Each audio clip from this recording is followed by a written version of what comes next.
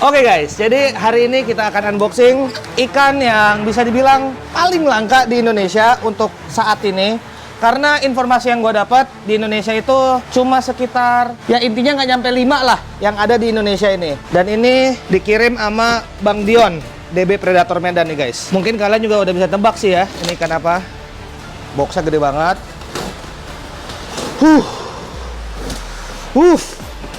Deg-degan gue nih. Deg-degan saya pak. Ini kalau gue buka terus nanti aklimasinya gimana ya? Jadi bingung kan? Bismillah, moga-moga nggak ada kendala. Alhamdulillah, Gunz albino nyampe juga di Pekanbaru. Oke, jadi ini mau gue aklimasi dulu ya. Terus baru kita ngobrol-ngobrol sambil proses aklimasinya. Jadi kita akan dripping air dari akuarium ini ke sini. Nah, dah. Jadi gini cara aklimasinya nih.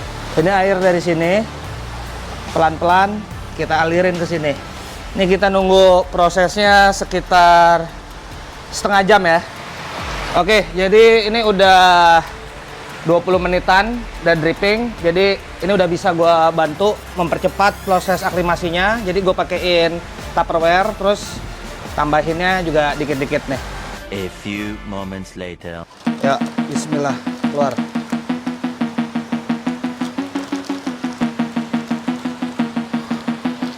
Nah, tuh. Udah keluar, jangan masuk lagi. Mau keluar dia. Gini. Sebenarnya ikan ini udah datang dari bulan Januari tahun 2022 ini.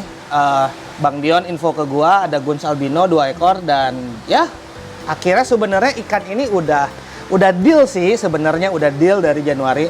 Namun gue bilang sama dia, gue titip dulu ikan ini di tempat Bang Dion. Kenapa? Karena gue ini orangnya kayak gini guys.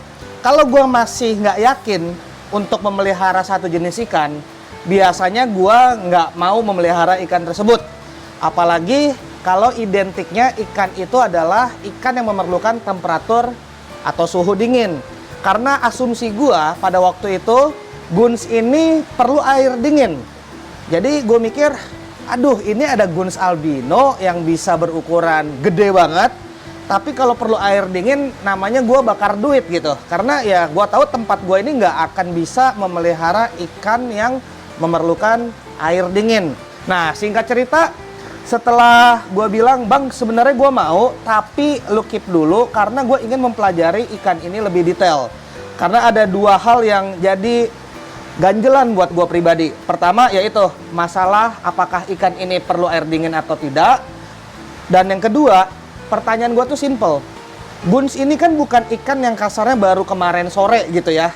Ini ikan udah lama di dalam hobi ini. Mungkin populernya udah dari tahun 2010-an atau mungkin jauh sebelum itu. Nah, yang jadi pertanyaan gue, ini kan bukan ikan kemarin sore, tapi kenapa gue nggak ada ngelihat orang yang memelihara ikan Gunz bisa berukuran 1,5 meter gitu kan? Yang kita lihat ukurannya 1,5 hingga 2 meter atau yang gede-gede banget itu kan cuma tangkapan alam dan di video atau di gambar-gambar di internet. Jadi itu bener-bener ngeganggu gue banget. Kenapa nggak ada yang bisa? Nah, jadi sebenarnya kalau gue pribadi, biasanya sebelum gue membeli suatu ikan, itu gue harus yakin kalau gue bisa memelihara dia dengan baik. Minimal gue tahu 50% dulu gitu. Nanti 50% lainnya atau sisanya itu ya sambil berjalannya waktu gitu. Karena gimana ya bahasanya? Informasi yang kita dapat mungkin dari internet atau dari kawan-kawan ya emang udah cukup lah untuk kita memulai untuk memelihara suatu jenis ikan, gitu kan. Namun untuk mengetahui atau memahami secara detail ikan tersebut, kita emang harus terjun langsung gitu. Nah, tapi kalau buat gua ya sebaiknya kalian udah harus tahu minimal 50% dulu baru ya mulai memelihara ikan tersebut. Jangan nggak tahu apa-apa, langsung kita beli ikan tersebut. Jadi akhirnya gue bilang, oke bang gue mau tapi keep dulu. Dan semenjak itu gue mulai aktif mencari tahu tentang ikan Gunz. Nah jadi gue main ke beberapa teman dan gue juga tanya-tanya teman-teman gue yang gue tahu pernah memelihara ikan Gunz. kebanyakan dari mereka itu, contoh nih, Bang Adit Boba, dia pernah memelihara ikan guns dia itu hingga berukuran 90 cm. Terus gua tanya sama dia, oke Bang, lu pelihara sampai 90 cm dan kenapa ikan lu mati? Singkat cerita sih, hasil diskusi gua sama Bang Adit yang bisa gua simpulkan, ikan guns dia mati itu karena berantem sama ikan whales dia, dan juga kolam dia itu tidak terlalu besar. Jadi itu emang faktor eksternal ya, berantem sama ikan dan akhirnya ikan gunsnya mati, dan ya singkat cerita seperti itu. Dan juga waktu itu gue ada tahu satu teman gue lagi yang memelihara ikan guns sampai ukuran 80 cm kalau nggak salah. Dan ikan gunsnya juga mati. Gue tanya ke dia, kenapa mati? Itu pertanyaan gue.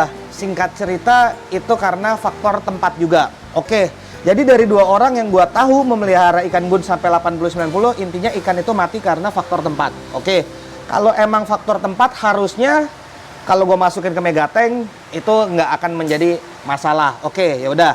Terus habis itu gue main ke tempat Bang Yeremia karena dia ini salah satu orang yang menurut gue itu cukup paham bener mengenai ikan-ikan catfish ya, karena emang dia menurut gue salah satu yang spesialisnya itu di catfish.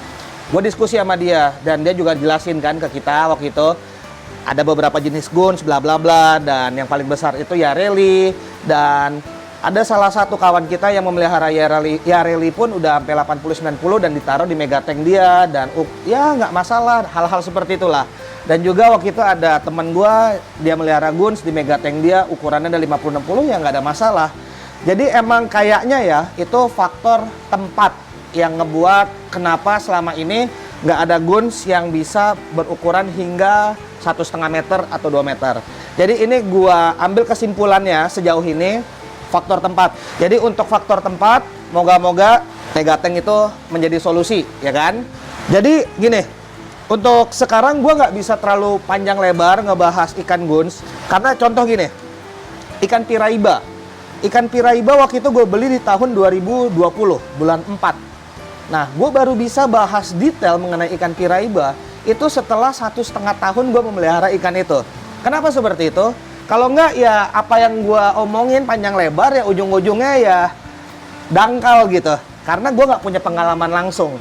Karena untuk kita dapat memahami satu jenis ikan, itu emang kita harus benar-benar pertama harus suka bener sama ikan itu, sehingga kita bisa memperhatikan tingkah lakunya, dan benar-benar ya kita terjun langsung, kurang lebih seperti itu.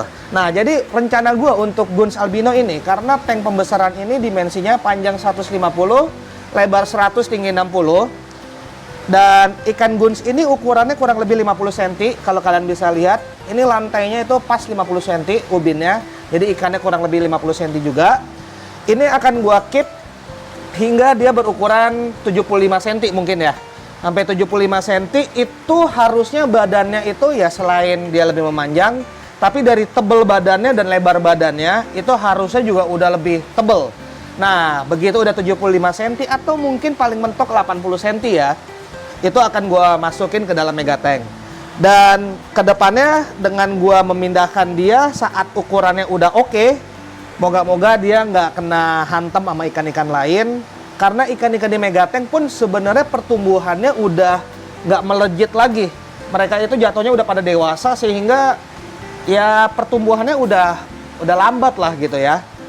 Jadi dari ukuran 50 ke 75 ya harusnya sih setelat-telatnya 2 tahun udah tembus. Jadi untuk sekarang sampai dia berukuran sekitar 75 atau 80 cm, dia akan berada di dalam akuarium pembesaran ini, dan kita akan update ikan ini entah seminggu atau 2 minggu sekali.